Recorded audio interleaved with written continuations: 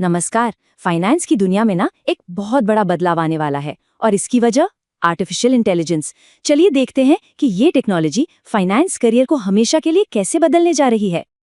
और यही वो सबसे बड़ा सवाल है जो आज इंडस्ट्री में हर कोई पूछ रहा है, चाहे स्टूडेंट्स हों या फिर प्रोफेशनल्स, कि क्या मशीनें सच में वो काम कर लेंगी जिसके लिए इंसान सालों साल मेहनत करता है, पढ़ाई करता है। देखिए, ये कोई दूर की कल्पना नहीं है, बिल्कुल नहीं। सोर्स का जो बयान है ना, वो एकदम साफ है और ये दिखाता है कि मामला कितना सीरियस है। सवाल अब ये नहीं है कि क्या ऐसा होगा, सवाल ये है कि ये कब होगा। तो इस बदलाव की जड़ में ना एआई का एक फंडामेंटल इकोनॉमिक असर है। इसे एक पावरफुल डिफ्लेशनरी पावर की तरह समझा जा सकता है। अब आप सोचेंगे ये क्या है? चलिए देखते हैं इसका मतलब क्या है। तो डिफ्लेशनरी, इसका मतलब क्या हुआ? सीधा सा मतलब ये है कि कोई भी ऐसी क्रांतिकारी टेक्नोलॉजी जैसे कि एआई, वो बड़ी बड़ी टीमों की जरूरत को कम कर देती है। इससे कॉस्ट कम होती है और आखिर में प्राइसेस भी कम हो जाते हैं। सोर्स में इसका एक बहुत ही बढ़िया उदाहरण दिया गया है। सोच कर देखिए, पहले वैल्यूएशन जैसे कामों के लिए ना कई लोगों की पूरी टीम लगती थी, लेकिन अब एआई की मदद से वही काम एक अकेला इंसान कर सकता है। इससे क्या हुआ? एक्स्ट्रा लोगों को हायर करने की जरूरत ही कम हो गई। और देखिए, ये असर सिर्फ एक इंडस्ट्री तक सीमित नहीं रहता। जब किसी एक बड़े सेक्टर में जॉब्स जाती हैं ना, तो इसका इम्पैक्ट पूरी इकोनॉमी में फैलता है। बिल्कुल वैसे जैसे पानी में पत्थर फेंकने से लहरें फैलती हैं, एक के बाद एक कई सेक्टर्स इसकी चपेट में आ जाते हैं। और सोर्स का जो अनुमान है वो सच में चौंका देने वाला है। भारत में आईटी और जीसीसी सेक्टर्स को मिला दें तो करीब 70 लाख नौकरियां, 70 लाख जॉब्स खतरे में हैं। ये नंबर इतना बड़ा है ना कि इसका असर कल्पना से भी परे हो सकता है। जरा इस चेन रिएक्शन के बारे में सोचिए। जब इतनी सारी जॉब्स जाती हैं तो क्या होता है? किराए की डिमांड गिर जाती है, जिससे रियल एस्टेट सेक्टर पर असर पड़ता है। बेंगलोर और हैदराबाद जैसे जो बड़े टेक हब्स हैं, वहां के कैफे, रेस्टोरेंट्स और दूसरे लोकल बिजनेस स्ट्रगल करने लगते हैं। क्यों? क्योंकि लोगों की खरीदने की पावर कम हो जाती है। ये असर ना हर तरफ फील होता है। तो इतनी चैलेंजिंग पिक्चर के बीच उम्मीद की किरण कहाँ है? अच्छी खबर ये है कि उम्मीद है। अब बात करते हैं उन खास इंसानी स्किल्स की जो एआई के इस दौर में भी हमें रेलेवेंट बनाए रख सकती हैं। जैसा कि सोर्स कहता है, हर संकट एक अवसर होता है। ये चैलेंज हमें अपने करियर को नए सिरे से बनाने का, ग्रो करने का मौका देता है। ये हमें उन चीज़ों पर फोकस करने के लिए मजबूर करता है जो सच में मैटर करती हैं।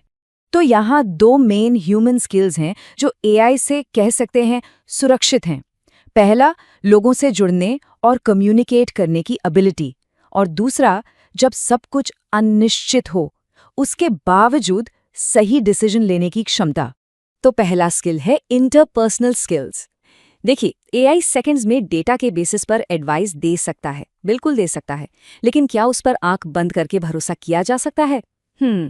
यहीं पर एक इंसान का रोल आता है, जो एआई से मिले नॉइस को फिल्टर करके एक भरोसेमंद सिग्नल या सलाह दे सके। लोगों को समझाना, कन्विंस करना, बेचना, रिश्ते बनाना, ये एबिलिटी हमेशा हमेशा कीमती रहेगी।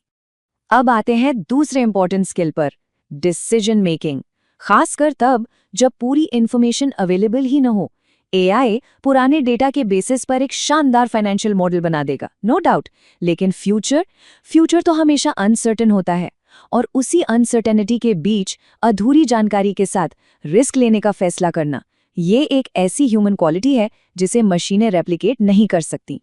लेकिन इन स्किल्स को डेवलप करने में एक बहुत बड़ा खतरा है जिसके बारे में हमें जागरूक रहना होगा, और वो है कॉम्प्लेसेंसी, यानी आत्मसंतुष्टि। इसके लिए एक बहुत ही सटीक एनालॉजी है। ये बॉइलिंग फ्रॉग सिंड्रोम की कहानी कुछ ऐसी है।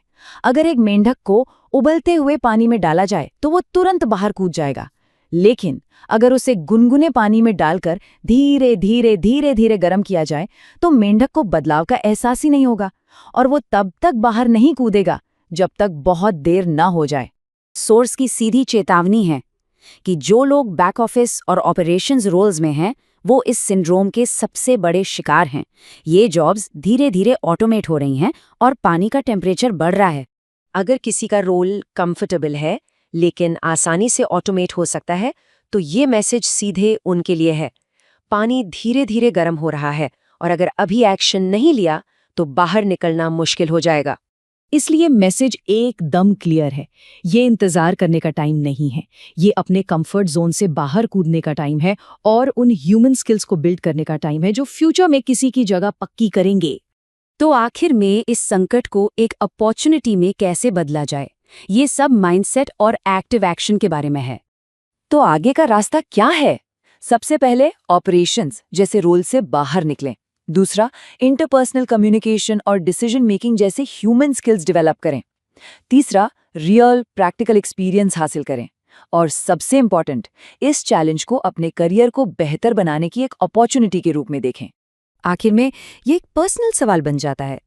एआई के आने से गेम के रूल्स बदल रहे हैं। अब ये हर किसी पर डिपेंड करता है कि वो इस नए गेम को कैसे खेलते हैं और इसमें जीत कैसे हासिल करते हैं।